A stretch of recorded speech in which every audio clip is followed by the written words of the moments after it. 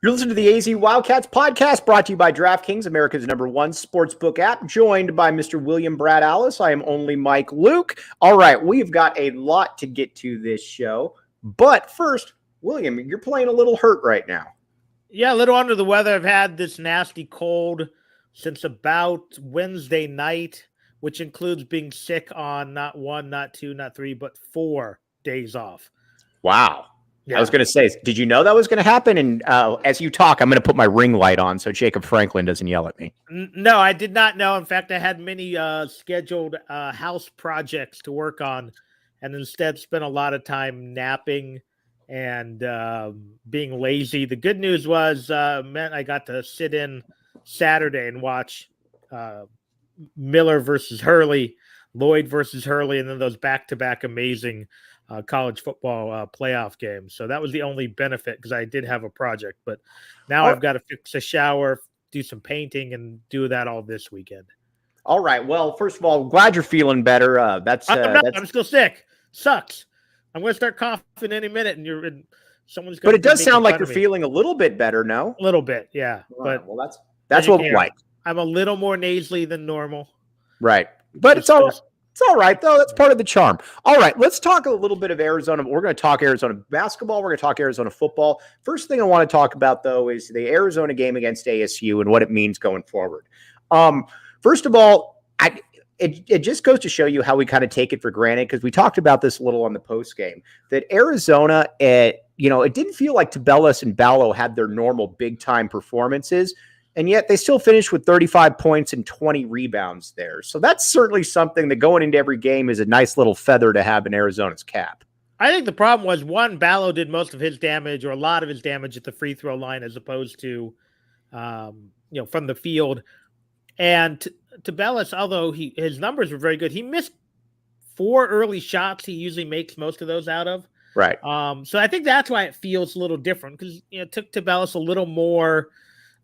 Shooting percentage was down, and Ballo wasn't dunking on people or making bizarre highlight reel layups or push shots.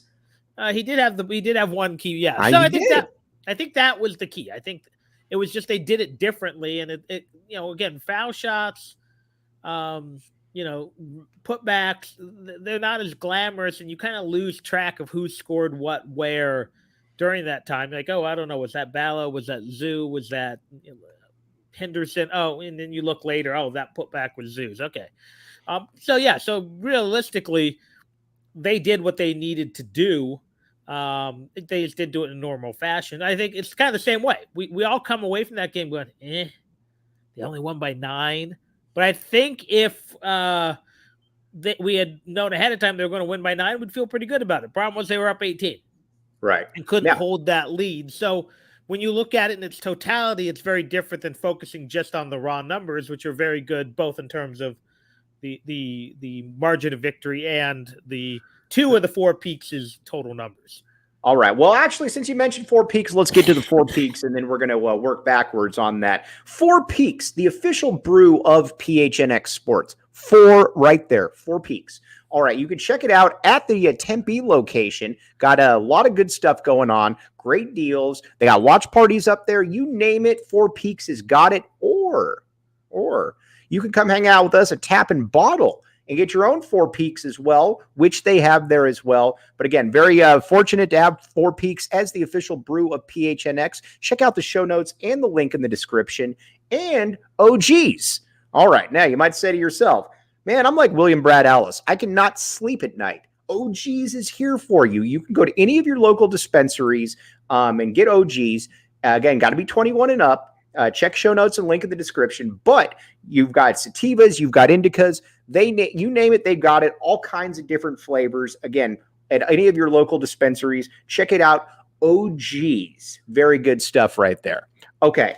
You mentioned the peaks. I want to talk a little bit about a concern that I have, and got to remember, I preface everything by saying this is a top 5 team in the country. So, and I'm Mike Luke, and take that for what it's worth. But the ball handling does worry me a little bit on this team, mainly because, and I think you made the point too in the post game, they don't really have anybody that could go downhill. And when ASU started pressing, started trapping against Arizona, there was a significant chunk of time where the Cats looked very discombobulated. I'll put it to you like that. Yeah, part of me wonders if that guy might be Boswell. Mhm. And I know it's hard to throw a kid who I don't think he played in the first half. If he did, it was about a minute. Put him in cold against a pretty effective press. But my guess is that might be something you're working on in practice this week. Just, if it's me, and again, I'm not Tommy Lloyd. I'm not whoever the worst of the team managers is. That guy's still probably a better coach than me, although I am a 600 win Listen to percentage Brad. volleyball Don't coach. minimize what you've done. You've coached in the past. Come on. If it's me, I'm putting 6 or 7 guys on the floor and having Boswell try to break that press. Because if you can do that against 7, 5 is going to seem pretty easy. And again, I don't know how many teams in the Pac-12 can press. Give ASU some credit. They're pretty athletic. Yeah. Maybe USC can press better or as well. Oregon has athletes. They always do, but that's not something Dana Altman does a ton of. Right. Thank you, Alfred. That means a lot. Dude, seriously, man. Don't minimize. Whenever Brad minimizes himself, Alfred comes in with the GOAT remark. To me, though, that's what I'm doing. I'm running Boswell with 4 of the starters against 7 guys. Or against 5 guys, but have 2 of the managers at midcourt with the blocking shield so you just can't race by them. Right. Just to give it that look. It's the same thing. I know some of the high schools here in town to prep for 7-on-7, play 7-on-9. Just to clog everything up, because then when you see it for real, it looks a little looser. But that's what I would think I would do. Now, I might do that with everybody. I'd do Ramey, do Kerr, do Pella, even Adama Ball. But, I think Boswell's the guy who's the most natural, pure point guard on the team. Yeah, I agree. So that might be the guy, you insert as a press buster. And that's his job, just to get it to the half court. And then you hand it off to one of the veterans to run the offense. But that's probably what I would do. But again, I'm sure Tommy, they'll probably work on it this week, and it'll probably never be an issue again, because that seems to be something Tommy does pretty well. Find the mistake, correct the mistake. Now, let me ask you this, though. Physically, is this team, and again, Anthony Humbert wanted me to ask this, when you go against an Arkansas, when you go against a Houston, now granted, you'll be playing them deep in the tournament, is this something, though, that you're going to be able to really work on? Because that was certainly a problem last year. And again, it did rear its head to a certain extent in this game. To me, with those teams, it's less the press, and that's more of the half court, where they're getting away with the pushing and the shoving and the little extra hip action on the box outs for those rebounds. Just for lack of a better word, that Big East style ball, which now seems to have moved to the Southeast more so. Because, you see it with Arkansas, you see it with Alabama sometimes, Houston. A lot of those teams, they're going to trot out, 5 guys who are all between 6'3" and 6'7", and work out with the football team in the weight room. Right. That's what Houston is. That's what Arkansas seems to have always been. So yeah, that's a concern. I mean, Arizona is a pretty strong team, but again, Zoo and Pella and those guys, they're just, they're not big, thick individuals. Ramey is to some extent. Obviously, Umar is, but Umar is not going to be a guy who's going to be trying to break the press or trying to put the ball on the floor. He's got to worry more about 3, 6, 7 guys, holding him down, trying to reach for rebounds. But yes, that's a concern. That being said, if you are Houston, if you are Alabama, if you're Arkansas, insert 5 or 6 other teams there. And to a lesser extent, I think UCLA fits that model. You got to keep up with Arizona's speed. You got to figure out how to negate their size advantage. I mean, at the end, college basketball, maybe more than any sport, is a game of matchups. Right. We see it a little bit more in college football, but, everyone runs these different systems, these different styles. They have the completely different athletes, and it's Arizona's job to exert their will. And their will is, you miss a shot, we're halfway to half court already. Right. We dump it down. We got 3, really 4, but 3 7-footers. So you have to stop that. And for 5 to 6 minutes, ASU did. And for 34 minutes, they couldn't. That's why Arizona won. One thing I really like about Arizona, though, and I think for the future, is and it's dawned on me when they played really good teams, that Umar Ballo and Azuolas Tubelis are fantastic college players. You love having them. I don't believe they're very good NBA prospects, but for Arizona perspective, which is what I care about, I think there's a legitimate chance that they could both be back, because they both struggle with size. They both struggle with size and length around the hoop. I mean, you saw that with Warren Washington. You've seen that in other games. But as far as college players go, you get them both back. I mean, you're rocking and rolling there, William. I will say this. I don't think either one is a natural fit in the NBA. I also think there's a very good chance both guys hang around a while, because that combination of strength and athleticism is pretty rare. Now, they're not – I don't think either guy's a first-round draft pick. I don't even know if either guy's a second-round draft pick. But you're telling me you can't find 7'1", 260 who can run the floor, a spot on your team as the 11th guy? Right. That being said, you might be better off going to Europe and being a star. Right. But yeah, I think there is a realistic chance, and I don't know what their money situation is. At some point, the chance to make upwards of $1 million in Europe may be too great to pass up. But maybe that's where the NIL, that's where the William Brad Alice money comes in. Yeah. So, again, I didn't think Koloko would go, because I thought he had a chance to work himself into the first round. And I know money wasn't a huge issue with his family. Dad's an engineer, I believe, although, I don't know what engineers make back in Africa. But the point is, sometimes also the lure of just that pro lifestyle is just too great.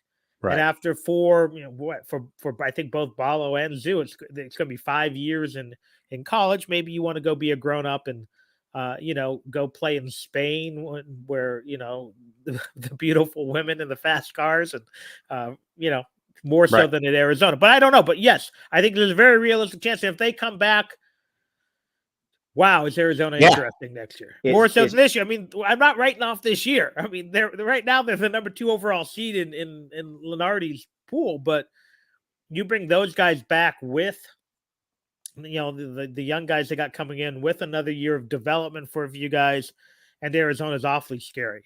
Yeah, one thing though that I do look at though, and I'm curious, Pelle Larsson here, the Swedish pinball. Defensively, he's very, very good. There's no doubt about that. And he's a pretty good finisher around the hoop. My question is this though. Can Pelle dribble and can Pelle shoot? Because those are two things that rear their heads quite often. I wish you had emailed me this question beforehand, because we don't rehearse. Unlike we don't, and that's what makes us great. We did for radio a few times. And you're like, I need your top 25 USC football players. I'm like, okay. Yeah. I want to know when Pelle came on last year. Yeah. Because my recollection is right about now, we weren't counting on Pelle Larsson for anything. Right. It was like, okay. Yeah. He was injured though last year. Though. Yes. But there are some guys, and I've long said Channing Frye is the great example of this, who, for whatever reason, and my theory always was, I think Frye took 15 units in the fall and took 9.5 units in the spring. Right. Right after finals for his first 2 years. That's when Channing. Remember, Isaiah Fox is always the starter until mid-December, and then Frye took off. Right. Is Pelle that guy? Does Pelle need 10 games, 15 games under his belt to start to round into shape? Or was last year, I can't believe last year, where you were 6th man of the year in the Pac-12 was an illusion, but he's not the same guy right now, at least not consistently. Right. He's had some flashes, but overall, I'm more comfortable with Henderson on the floor right now. Right. Yeah, and I agree with that. Now, so if Pelle doesn't figure it out, then you have the question, do you bring Pelle off the bench, and is Henderson your starter? And maybe that's it. Maybe Pelle's just more comfortable coming off the bench too. And there could be something to that. Now, something that you shouldn't come off the bench for is tap and bottle. We have the away game watch parties here. William Brad Alice and his precocious son, Tyler, who will be a U of A football player, who will be back in the A in 2029? Something like that. I got to do the math. Math is hard. They've shown up. Many other local celebrities have shown up as well. But you should come, though, and you should join us. It's a lot of fun. You got Four Peaks is there. We get to yell at the TV screen and have a good time being Cats fans. Check it out. Tap and bottle and our watch parties. And new sponsor, Illegal Pete's. Everybody out there knows somebody that has been to Illegal Pete's and is a regular at Illegal Pete's. There's a reason that there's regulars at Illegal Pete's. It's because it's got good food, it's got good drinks, it's got great deals. They got the Tempe location, they got the university location here as well. Again, Illegal Pete's is it's always a good time. It's always a high energy time. I'll put it to you like that. Check it out, Illegal Pete's. Okay. Part of me wants to say, why worry about the Tempe location? But then I forget this podcast is worldwide. I mean, Mike Luke cannot be contained to the borders of Pima County. We have a following. I kid you not. We have a following in Estonia. Now, I'm assuming that's because of Kirk Risa and Henry Vasar. But either way, we have a following in Estonia. So you know what? Take that as you will. Someday when we have a slow news day in July, if there ever is one, I'll tell the story of how the old cattracks.net saved a guy's life in Israel. Wow. Okay. Well, yeah, I would like to hear that. It's a good story. All right. Now we got, let's move over to a little bit of Arizona football here. A lot of people have asked me, what do you see coming for the Wildcats next? I think the heavy lifting is pretty much done. I think you'd like to add a few players, but this is going to be, I think it's going to be a spot where you're going to have to try to manufacture a pass rush, and you're going to expect the offense to be dominant. And the one thing that I like about this offense is at the quarterback spot, you got three different guys that I think I have confidence if Noah Fafita goes in that he's going to be, this is an Adam Austin going into the game. And so there is a depth factor there that the team hasn't had in previous years. What would you say to that, William? Yeah, I mean, assuming Dorman is good, and I hate to, unlike what some people say, evaluating quarterbacks is probably the most difficult thing, one of the most difficult things in sports. Right. Or else there's very few shamans out there that can actually do it correctly. I mean, if anyone could do it, then no one would miss on first-round draft picks because the best and brightest are in the NFL. Right. That being said, if Dorman is even remotely good, and again, I love his tape. I think he looks very good. This is probably the deepest Arizona has been since Matt Scott, Nick Foles, and whoever the third string, they rotated third stringers. And that's two guys who at least dipped their toes in the NFL right there. And I think Bryson Burney was probably the third. Wait a second. And there was a third one that was committed at one point that played in the NFL, if I'm not mistaken. I think it was Nate Sudfeld. Arizona QBU? It might be going too far. Did you see how Nick played the last 2 weeks? I love Nick. He's an all-time favorite. I don't want to see him play though anymore because it makes me feel bad. I just want him to collect his check as being a third stringer. Get that Chase Daniel money, my friend. And exactly. He has been. Right. Guy who's rich, got a beautiful wife, got a beautiful family. He's living the good life. The only thing better might be a punter in the NFL. Right. So that being said, yeah, they're pretty deep. So yeah, I think if Delora goes down, you can certainly count on Fafita. I don't know if he's quite there yet, but he also has another year of development. And I think that's when we talk about everything with this team, this is where we learn what Jed Fish and his staff can do. I've already seen guys get better in year two. Right. I think just look at our good friend Dorian Singer. Yes. He was good as a freshman. He was excellent. And we'll see if Lincoln Riley can coach him up any better. Was that the best receiving core ever last year at Arizona? The only one that competes is there's only one, right? Is that McDaniel, Williams, Northcutt Brennan, and even the year before they had Dickey and Rodney Williams and Richard Dice. Yeah. Right. And remember, Williams and McDaniel played in the NFL too. Right. Williams played in the NFL not very long. So yeah, that's the one that competes. There were some others that had a lot of talent but never quite lived up to it. Also, a different brand of football. Under Stoops, under Tommy, obviously they didn't pass as much. But yeah, so we're going to see, because I think a lot of your answers at any position you bring up to ask me a question about, it's all going to come up to development. Right. Some of the pass rush, how good can year two, Deuce Davis be? If you're asking me about corners, how good can the three freshman corners be now that they're sophomores in year two? You asked me about safety. It's the same thing. Can Isaiah Taylor get better? I want to ask you about a guy that you've grown up watching. Jordan Morgan is coming back. Obviously, he was Arizona's best offensive lineman. Quite frankly, he was one of the better tackles in the country this past year. Tore his knee up. He's coming back. What do we expect from him this year? Because again, he tore his knee up late in the season as well.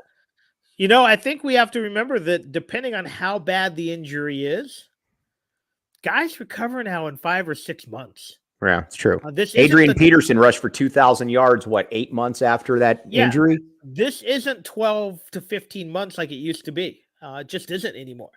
Especially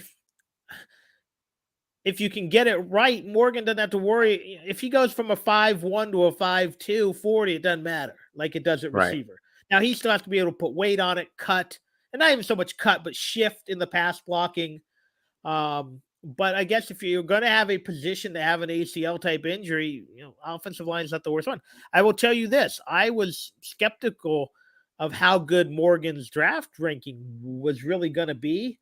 Right. But I was playing around. I'm kind of this kind of nerd. I was playing around with PFF's draft simulator because I got to figure out who my teams are taking. And he was number 58. Right. I mean, he was a second round projection. So my guess is he knew he wouldn't be right in time to work out for clubs, and maybe not even for OTAs and all that. Whereas here he can miss spring ball, and as long as you're ready to go about July 27th or August 1st, you're good for the season. So that's my guess, and he could probably play his way up. But probably can't play his way too far down compared to where he is if he doesn't work out for teams this offseason and he slips from a second to a fourth or fifth rounder. All right. Now, a couple things here. First of all, let's talk about more furniture. morfurniture.com. Redid the whole PHNX studios. Looks fantastic. They have stuff and it's comfortable for people built like William Brad Alice and myself, or Brody Dryden, who is built differently than us. And it's great deals. Again, check it out. You name it, they got it. As far as upholstery, leather, everything you name it, they've got it. morfurniture.com. Check it out. And Octane Matrix Raceway, another one. Talk about cool. It's in Scottsdale. You've got a racetrack. You've got all kinds of drink specials. You've got air hockey. You've got pool tables. You name it, they have it. This is a great place to take the kids. Great place to go out on maybe a casual date. Great place. You name it, they've got it again. And it's in Scottsdale as well. So for our Scottsdale friends, for our Phoenician friends up there, check it out. Or if you're in Tucson and you're up there, check it out. Scottsdale, the Octane Raceway. Lots of good stuff. Lots of very good time. Sounds like something to take the kids to there, William. Might have to. Yeah, might have to. I got a bunch of nieces and nephews up in the valley as well. All right. I want Raymond Polito now at that other offensive tackle position. Arizona loses Peyton Fears, which to me is kind of meh. He started a lot, but he was just kind of okay. Polito, obviously the Alabama decommit. I was trying to think in Arizona history who the best freshman offensive linemen were to play, and obviously Sabanea is on that list. Did Big Yusuf start as a freshman? I think he was a redshirt freshman. I think Evan Britton did start as a freshman. He might be. Well, that was going to be my next one. Yeah, so I think Evan Britton's probably. There was also a guy. Who was it? One of the. It might have been like a Daniel Borg. Surprised people. And no one thought he'd be ready playing at Ironwood Ridge. And I think he played pretty early as well. Maybe there's been some local guys who played earlier than people expected. Right. So Raymond Polito is going to be given every opportunity to win that spot. Now, again, when you're a massive dude like he is, because keep in mind, he's about 6'7", 335, 340. He is a huge dude. And Jed Fish talked about how he needed to lose a little bit of weight. I think ideally Arizona would put him in there, give him some help from time to time, obviously, but you would have a young core then of Polito, Sabanea, Wendell Moe, and those would kind of be your anchors going forward. Pardon the pun. Typically, it is very hard to play either line, especially offensive line, as a freshman, both between because so many of these guys who are college prospects don't have great technique because they don't need it. Because when you are 6'4", 6'5", 6'6", 300 to 330, unless you're playing in some of those elite Southern California or Texas or Florida leagues, you all basically have to get one hand on a guy and the kid's Right. done. So and usually these kids also work strength training more than conditioning. So a lot of these come in and they got to transform their body. They got to learn technique. So it's really hard to project a freshman as a starter. That being said, Saveas played the whole year. Or Savanae, excuse me. Right. And Mo he played well. And Mo played middle of the year. Right. So I don't know when Polito gets here. I think that is also part of the key. But if he gets here early enough, we'll probably have to transform his body. We'll have to learn a lot of technique, but it looks like Brennan Carroll's pretty good at teaching that kind of stuff. For sure. And then, that's what he's in. And it's as much as anymore with the amount of nutrition these guys have, with the amount of supplements they're allowed to take that the school can provide. And I don't mean anything illegal. I just literally mean creatine and good protein powder and essential amino acids. The things that Brad Alice has relied on his entire life. But you take those, you cut out processed foods, and a guy like Polito can probably go from 330 of mediocre weight to 320 jacked in 2 months. Right. Because some of these kids have never had, a lot of these linemen, have lived off, the Samoan linemen live off of Spam and eggs and rice and, a lot of these, so they've never needed to. They just wanted to get big. So, yeah, you throw in a lot of extra lean protein, you get rid of the Takis and the chips, and suddenly these guys look like Greek gods out there. And that can happen pretty quickly, and more so ever as strength and conditioning has gotten so advanced. And Arizona appears, under Tyler Owens and the rest of his, could have a very good strength department. All right, Brad, before we sign off, where can they find Brad Alice? The public wants more, not less, of William Brad Alice. Well, as soon as I can breathe for more than 20 minutes. You sound minutes, fine. I am breathing. I'm a mouth breather right now. And I don't just mean my love of pro wrestling. I like to get the podcast up and running again. But for now, you can find me as on WSR Brad on Twitter, where I have plenty of Wildcat takes and the occasional Kansas City Chiefs take, or on Facebook. Just look me at Brad Alice, but you're going to get less sports, more goofy Tyler and Riley stories and bad dad stories. Bad dad stories, yeah. So. Confessions of a Horrible Father is what I call it. But yeah, find me on Twitter, reach out. Love talking to people. Got some kind words again, not only from Alfred, but from a few other people in a conversation about local radio the other day that really made me feel good, considering they came from some pretty astute people. So yeah, come say hi. I love chatting. I'm not a debate guy, but I'll debate you. But mostly I just like, talking and getting. Brad's not a debate guy, but Mike Luke has proven in the first that you can turn Brad Alice into a debate guy. The infamous Vegas trip. We'll talk about that and by the dog days of July as well. For sure. All right. He's Brad Alice. I'm Mike Luke. As always, appreciate all of you. Great interaction here. You've been listening to the AZ Wildcats podcast.